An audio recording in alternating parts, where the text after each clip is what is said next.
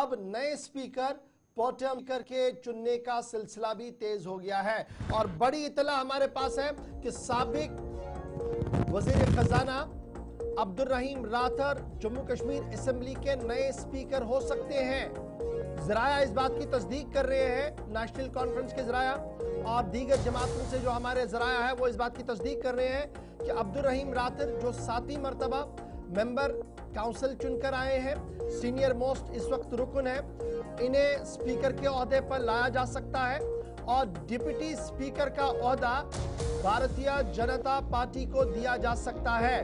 National conference offer करेगी deputy speaker का post BJP को, इस तरीके की खबर आ रही है। और इस बीच मुबारक अहमद गुल प्रोटेम स्पीकर नामजद हो सकते हैं। प्रोटेम स्पीकर के तौर पर अब्दुल रहीम मुबारक अहमद गुल का नाम सामने आ रहा है। सीनियर वजीर रह चुके हैं, सीनियर मेंबर ये भी है, 7वीं मरतबा ये जीत कर आए हैं, श्रीनगर से इनका ताल्लुक है, एडवाइजर टू चीफ मिनिस्टर रह चुके हैं। एक तरफ से अब्दुल रहीम राथर जो 7वीं मरतबा जीत कर आए, इन्हें स्पीकर बनाने की बात कही जा रही है क्योंकि इनका जो काम करने का तरीका और एक्सपीरियंस है वो काफ़ी ज़्यादा है। स्टेट ऑटोनॉमी का रेजोल्यूशन हो, आइन का मामला हो और ऐसा तरीके से चलाने का सिलसिला हो, तो यहाँ पर अब्दुल रहीम राथर स्पीकर के ओहदे हो सकते हैं, नामजद किए जा सके सरकार की तरफ से। वहीं पर मुबारक अहमद गुल जो एक और सीनियर वजीर सीनियर मेंबर है, नेशनल कॉन्फ्रेंस मरतबा ये भी जीत कर आए हैं, ये प्रोटेम स्पीकर बन सकते हैं। तो सबकी नजरें इजलास पर है। तो पहला इजलास नवंबर के अंदर मुनक्किद होगा। बड़ी खबर हम आपको बता रहे हैं कि नवंबर के पहले हफ्ते के अंदर इजलास बुलाया जा सकता है। जम्मू कश्मीर यूनियन टेरिटरी की असेंबली का पहला इजलास नवंबर के अंदर हो सकता है। हमारे जराया इस बात की तस्दीक कर रहे हैं कि अब्दुल रहीम राथर साहब को नया स्पीकर और प्रोटेम स्पीकर के तौर पर मुबारक अहमद गुल को, जो तमाम मेंबरान को हलफ दिलाएंगे। नेशनल कॉन्फ्रेंस के मेंबर जो 7वीं मरतबा जीते हैं अब्दुल रहीम राथर, जिनका ताल्लुक फ़ायर शरीफ हल्के इंतखाब से है, वो फिलहाल पार्टी की तरफ से डिसाइड किया गया है कि इन्हें शायद स्पीकर के ओहदे पर रखा जाए ताकि तमाम तर मामला सही तरीके से चले। दूसरी तरफ से deputy speaker Bharatiya Janata party को देने का भी मन जो है वो बनाया कॉन्फ्रेंस की तरफ से।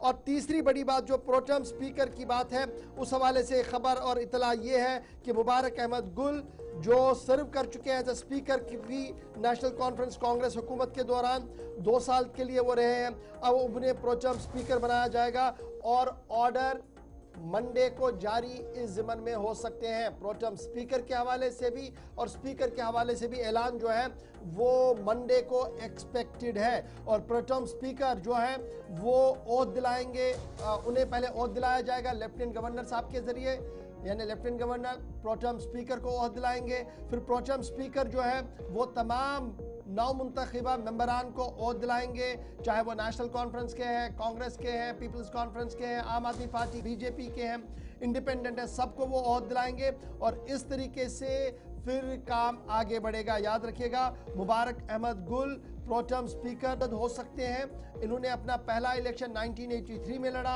दूसरा इलेक्शन 1996 में लड़ा, फिर 2002 में लड़ा, फिर 2008 में लड़ा, 2014 में लड़ा और 2024 में भी लड़ा और जीता। और मुसलसल 7वीं मरतबा ये जीत कर इन्हें 3 बड़े अहम नाम, एक अब्दुल रहीम राथर 7वीं मरतबा जीत कर आए, स्पीकर बन सकते हैं। हमारे जराया ये बता रहे हैं, मंडे तक आप इंतजार कीजिए, फिर आप देखिएगा कि हमारी खबर पर कितनी तस्दीक होती है। स्पीकर मुबारक अहमद गुल बन सकते हैं, हमारे पास इत्तला है, सरकारी तौर पर अभी इसका अनाउंसमेंट होना बाकी है, लेकिन हमारी कंफर्मेशन है कि मुबारक अहमद गुल को प्रोटेम स्पीकर बनाया जाएगा। तीसरा बड़ा फैसला कि डिप्टी स्पीकर का ओहदा बीजेपी को दिया जाएगा, जो गुज़श्ता दिनों चल रहा था कि शायद कांग्रेस से किसी को रखा जाएगा, शायद वो बात नहीं बन पाई है और ये डिप्टी स्पीकर का ओहदा शायद उमर अब्दुल्ला चाहते हैं बीजेपी को दिया जाए ताकि बैलेंस होकर पूरी असेंबली को चलाया जाए। तो फिर बचे आपके अली मोहम्मद सागर जो एक और सीनियर मोस्ट वजीर है, जिनका ताल्लुक श्रीनगर से है।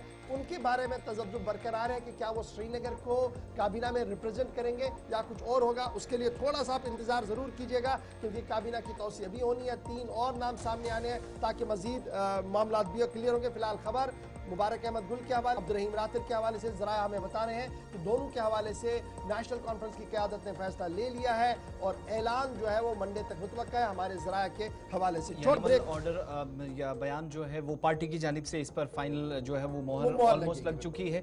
जेपी नड्डा को भी जरा सुन लेते हैं, नड्डा की साउंड बाइट, क्योंकि जम्मू कश्मीर के अंदर अब जब ये हल्फ बर्दारी की एक तकरीब हुई, दूसरी की तैयारियां और प्रोटेम स्पीकर का भी ये काम होगा जो जम्मू कश्मीर के अंदर 90 असेंबली कॉन्स्टिट्यूंसीज हैं, इनके तमाम जो अरकान चुन कराएंगे उनको हल्फ दिलाने का काम करेंगे और ये टेम्परेरी स्पीकर होता है, यानी अबूरी भी कह सकते हैं। लेकिन प्राइम मिनिस्टर की एक ऑब्जर्वेशन हुई है कि आज़ादी के बाद पहली मरतबा मरकज के ज़ेर इंतजाम जम्मू कश्मीर में जो MLAs हैं वो भारत के आइन के मुताबिक हल्फ लेने जा रहे हैं, जिस तरीके से वज़ीर आला उमर अब्दुल्ला ने लिया और उनकी काबीना ने लिया। इस पर ऑब्जर्वेशन के ताल्लुक से तस्दीक की बीजेपी के कौमी सदर और मरकजी वज़ीर सेहत जेपी नड्डा ने।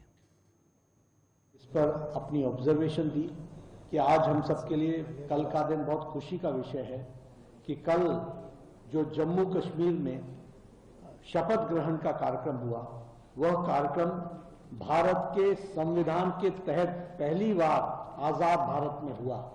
यह बताता है संविधान की ताकत और यह बताता है धारा 370 का एब्रोगेशन का अर्थ क्या होता है। इसके पहले ओथ टेकिंग शपथ ग्रहण कार्यक्रम वो जम्मू कश्मीर के संविधान के तहत होता था। पहली बार आजाद भारत में मोदी जी के नेतृत्व में जम्मू कश्मीर में भी शपथ ग्रहण समारोह भारत के संविधान के अनुरूप हुआ। इस ऑब्जर्वेशन को भी हम सब लोगों ने और सेरेमनियां होती थी तो रियासत के आइन और वफादारी का हल्फ वहाँ पर होता था, अब की बार मुल्की आइन की वफादारी का हल्फ हुआ है। ये बात एक बड़ा टर्निंग पॉइंट है। और जहाँ उमर अब्दुल्ला कल तक 2 फ्लैग रखते थे, आज 1 फ्लैग है। ये भी एक 370 के बाद एक मेजर चेंज जो है वो नजर आ रही है।